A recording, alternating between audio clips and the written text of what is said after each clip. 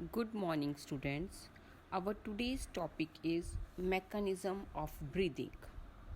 Breathing involves two stages: inspiration, during which atmospheric air is taken in, and expiration, in which the alveolar air is released out.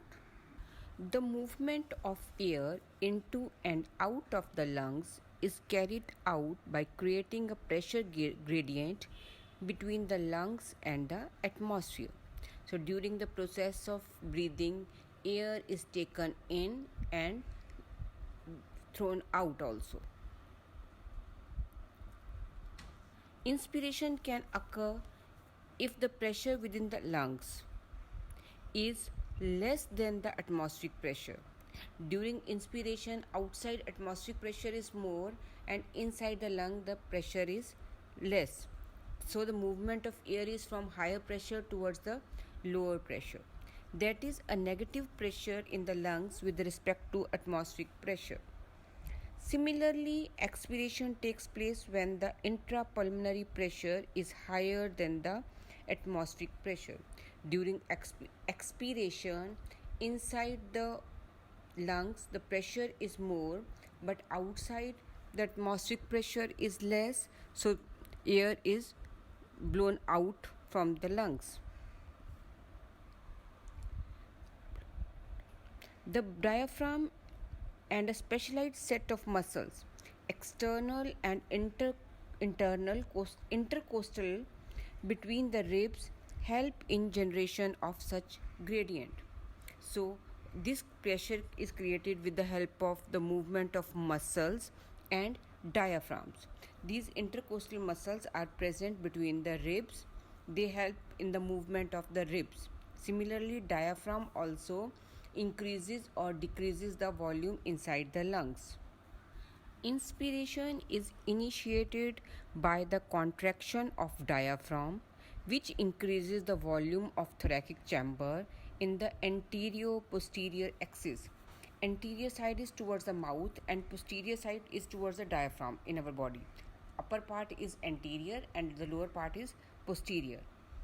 The contraction of external intercostal muscles lifts up the ribs and the sternum, causing an increase in the volume of the thoracic chamber in the dorso-ventral axis. Our dorsal side is our back and ventral side is our front part. So during inspiration, the diaphragm contracts. When the diaphragm contracts, the external intercostal muscles also contract. The external intercostal muscles also contract. This lifts the rib cage upwards and outward. Because of the contraction of external intercostal muscles, the rib cage lifts upward and outward, which increases the volume inside the chest cavity. When volume increases inside the chest cavity, pressure decreases. Pressure is now less inside the chest cavity or inside the lungs, but outside the atmospheric pressure is more. Because of this pressure difference from higher pressure, which is outside in the atmosphere, the air rushes into the lungs where the pressure is less. Again, I am repeating, during inhalation, diaphragm contracts. External intercostal muscles also contract. Because of the contraction of intercostal muscles, rib cage lifts upward, outward. Because of the lifting of the rib cage in upward and outward direction, it increases the volume inside the chest cavity. When the volume is more, pressure is less. So inside the chest cavity or inside the lungs, the volume is more and pressure is less. And outside atmospheric pressure is more. Because of this pressure difference, the air rushes inside from the atmosphere. This is inspiration. Now what happens during exhalation or expiration? The diaphragm relaxes, and in that condition the diaphragm relaxes external intercostal muscles also relaxes. Now the rib cage comes downward and inward. The movement of rib cage is towards downward and inward. This decreases the volume inside the chest cavity or inside the lungs. When volume decreases, pressure inside the chest cavity increases. But outside in the atmosphere, pressure is less. Because of this pressure difference, the air rushes out, that is exhalation. From the lungs, the movement of air occurs from lungs towards outside. Now, from the book, the overall increase in the thoracic volume causes a smaller increase in pulmonary volume. When there is increase in chest cavity, pulmonary the volume inside the lungs also increases. An increase in pulmonary volume decreases the intrapulmonary pressure to less than the atmospheric pressure, which forces the air from outside to move into the lungs. When inside the lungs pressure is less but outside pressure is more, so air rushes inside. This is inspiration. Relaxation of the diaphragm and the intercostal muscles returns the diaphragm and sternum to their normal positions and reduce the thoracic volume and thereby the pulmonary volume. This leads to an increase in intrapulmonary pressure to slightly above the atmospheric pressure, causing the expulsion of air from the lungs, that is expiration. During expiration or exhalation, the air from the lungs goes out because inside the lungs pressure is more but outside the atmospheric pressure is less. We have the ability to increase the strength of inspiration and expiration with the help of additional muscles in the abdomen. We can forcibly also take some air and with exhale also some air, extra air. That is with the movement of our abdomen muscles. On an average, a healthy human breathes 12 to 16 times per minute. The volume of air involved in breathing movement can be estimated by using a spirometer. Spirometer is the instrument used for measuring the volume of the air during breathing, which helps in clinical assessment of pulmonary functions. Now, respiratory volumes and capacities. First is tidal volume, very important topic. So learn these definitions properly. First try to understand and then learn these definitions properly. Tidal volume. So first, volume of air inspired or expired during a normal respiration. It is approximately 500 milliliter. That is, a healthy man can inspire or expire approximately 6,000 to 8,000 milliliter of air per minute. So tidal volume क्या है? एक normal healthy person जब normally respire कर रहा है, सांस ले रहा है और सांस छोड़ रहा है, तो वो जितनी एयर ले रहा है उसको बोलते हैं हम टाइडल वॉल्यूम. जब हम नॉर्मल अभी सांस ले रहे हैं, सांस छोड़ रहे हैं, तो इसको बोलेंगे हम टाइडल वॉल्यूम. तो एक बार में आदमी 500 ml जो है वो अपनी एयर ले सकता है या छोड़ सकता है. तो एक मिनट में कितनी बार हो जाएगा? एक मिनट में, क्योंकि 12 to 16 टाइम्स ब्रीथ कर सकता है, तो एक मिनट में 6,000 to 8,000 millilitre of air person breathe कर सकता है नॉर्मली, या ब्रीथ इन ले सकता है या आउट कर सकता है जब हम नॉर्मली ब्रीथ कर रहे हैं. This is tidal volume. So tidal volume is 500 ml in one breath, or in 1 minute 6,000 to 8,000 milliliter per minute. Next is inspiratory reserve volume. Additional volume of air a person can inspire by a forcible inspiration. This average is 2,500 milliliter to 3,000 milliliter. Inspiratory क्या है, आदमी अपना normal respire तो कर रहा है, उसके अलावा फोर्सिबली भी हम कुछ एयर और अंदर इनहेल कर सकते हैं, लाइक योगा करते हैं, कोई प्राणायाम वगैरह करते हैं, एक्सरसाइज के टाइम में हम और एक्स्ट्रा एयर इनहेल कर सकते हैं, जिसको कहते हैं इंस्पिरेटरी रिजर्व वॉल्यूम। ये अप्रॉक्सीमेटली हम 2500 ml मतलब 2.5 लीटर से 3 लीटर तक हम एक्स्ट्रा एयर को इनहेल कर सकते हैं। नॉर्मल तो हम सांस ले रहे हैं तो 500 ml ले रहे हैं, पर अगर हम फोर्स लगा के और इनहेल कर लें तो हम 2.5 लीटर से 3 लीटर तक एयर को और ज़्यादा इनहेल कर सकते हैं forcibly. This is known as inspiratory reserve volume. Next is expiratory reserve volume, ERV. Additional volume of air a person can expire by a forcible expiration. This averages 1000 milliliter to 1100 milliliter. आदमी normal तो 500 expire कर रहा है, पर अगर हम forcibly चाहें और एयर निकालना फोर्स लगाकर, तो हम 1 लीटर से 1100 ml तक और एयर एक्सपायर कर सकते हैं, जिसको कहते हैं हम एक्सपीरेटरी रिजर्व वॉल्यूम। जो हमने फोर्स लगा के अपने अंदर से और एयर निकाली, that is expiratory reserve volume. Next is residual volume, that is RV।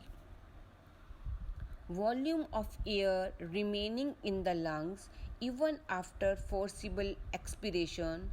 This averages 1100 ml to 1200 ml. Residual volume क्या है? जब हमने फोर्स लगा के एयर निकाल दी, हम नॉर्मल तो एक्सपायर कर ही रहे हैं, अगर हम और फोर्स लगा के भी कुछ एयर निकाल सकते हैं, इसके बावजूद भी लंग्स में कुछ एयर रह जाती है, जिसे हम रेजिडुअल वॉल्यूम कहते हैं। जितना भी फोर्स लगा लो, आप रेजिडुअल वॉल्यूम की एयर को नहीं निकाल सकते। ये कितनी अमाउंट है? ये 1100 ml टू 1200 ml है। ये पर्सन टू पर्सन वेरी कर रही है, ठीक है। तो रेजिडुअल वॉल्यूम वो एयर है जो लंग्स में हमेशा रहेगी, उसको हम नहीं निकाल सकते। By adding up a few respiratory volumes described above, one can derive various pulmonary capacities which can be used in clinical diagnosis. So first is inspiratory capacity. Total volume of air a person can inspire after a normal expiration. This includes tidal volume and inspiratory reserve volume. So what is inspiratory capacity? Inspiratory capacity is tidal volume plus reserve volume, that is inspiratory reserve volume. So inspiratory capacity क्या हो गई? जो हम normal volume inspire कर रहे हैं, जैसे कि टाइडल वॉल्यूम, और जो कि फोर्स लगा के हमने अंदर लिया, इंस्पिरेटरी रिजर्व वॉल्यूम, जो हमने एक्स्ट्रा फोर्स लगा के और एयर अंदर की थी, that is inspiratory reserve volume. इन दोनों का टोटल कह रहा है इंस्पिरेटरी कैपेसिटी। हमारी अंदर लेने की टोटल कैपेसिटी कितनी है? टाइडल वॉल्यूम, जितना कि हम नॉर्मल ले रहे हैं, और जितना हम फोर्स लगा के उसको अंदर ले पा रहे हैं, that is our inspiratory capacity. Expiratory capacity, EC, total volume of air a person can expire after normal inspiration. This includes tidal volume and expiratory reserve volume. Similarly, tidal volume is normally during normal expiration the amount of air we breathe out, and expiratory reserve volume the extra air which we breathe out forcibly. So expiratory capacity है जब हम normal expire कर रहे हैं, सांस निकाल रहे हैं, that is tidal volume, plus जो फोर्स लगाकर और एयर निकाल रहे हैं, जो कि हमने पढ़ी थी 1100 ml और 1000 to 1100 ml जो एयर है, that is expiratory reserve volume. So tidal volume plus expiratory reserve volume is our expiratory capacity. Tidal volume plus expiratory reserve volume is our expiratory capacity. Functional residual capacity. volume of air that will remain in the lungs after a normal expiration. This includes expiratory reserve volume plus residual volume. So in this, residual volume is also there. Residual volume is the air which remains in the lungs even after we breathe out expiratory. Forcibly we expire. अगर हम forcibly expire कर भी दें तो उसके अलावा भी जो हमारे वॉल्यूम लंग्स में जो एयर है दैट इज़ रेजिडुअल वॉल्यूम. तो residual volume plus expiratory reserve volume ये टोटल हमारी फंक्शनल रेजिडुअल कैपेसिटी है, जितनी हमारी लंग्स में है और जितना हम फोर्स करके सारा निकाल सकते हैं. टोटल ये हमारी हो गई expiratory reserve that is functional residual capacity. Next is vital capacity, the maximum volume of air a person can breathe in after a forced expiration. This includes ERV, tidal volume and inspiratory reserve volume, or maximum volume of air a person can breathe out after a forced inspiration. So vital capacity में क्या क्या है? Expiratory reserve volume, tidal volume and inspiratory reserve volume. Total lung capacity, अगर इन सबको add कर लो, that is our total lung capacity, the total volume of air accommodated in the lungs at the end of a forced inspiration. This includes residual volume, expiratory reserve volume, tidal volume and inspiratory reserve volume, or vital capacity plus residual volume. Now I am explaining this with the help of this diagram. So this is the normal inspiration or expiration that we normally inspire or expire. Clear? That is known as tidal volume. The tidal volume is 500 ml. So shown in this way, tidal volume 500 ml. Forcibly we can also take some air, that is this one, inspiratory reserve volume, that is forcibly the extra air which we can inhale, that is 3000 ml. So total of inspiratory reserve volume and tidal volume is inspiratory capacity. So total is inspiratory capacity. This is inspiratory capacity. Total of inspiratory reserve volume and tidal volume is inspiratory capacity. Clear this one?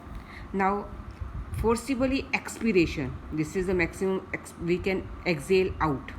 This plus tidal volume is known as expiratory capacity.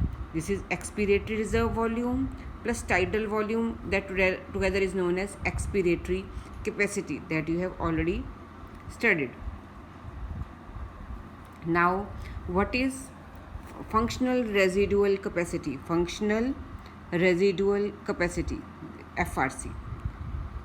The expiratory volume and residual volume together forms the functional residual capacity.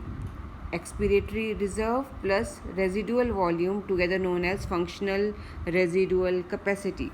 So functional residual capacity is expiratory reserve volume plus residual volume, that is total is 2300 ml. Functional residual expiratory reserve is 1100 ml and residual volume that remains inside the lung is 1200 ml.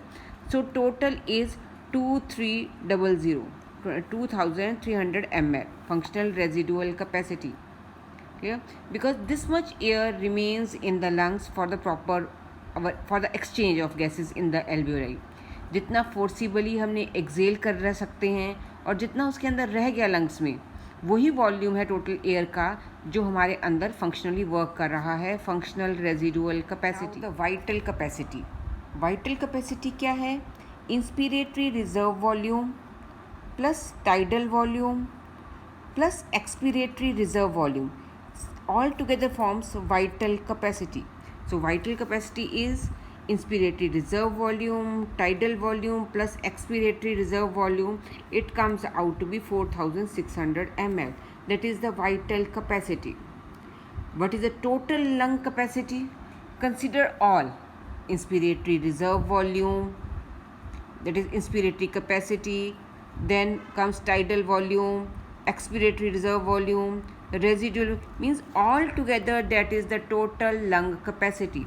So total lung capacity is inspiratory reserve volume, tidal volume, expiratory reserve volume and residual volume. It comes out to be approximately 5800 ml. So 6000 ml air approximately can remain inside our lung. Hope this is clear to you. Try to understand and learn these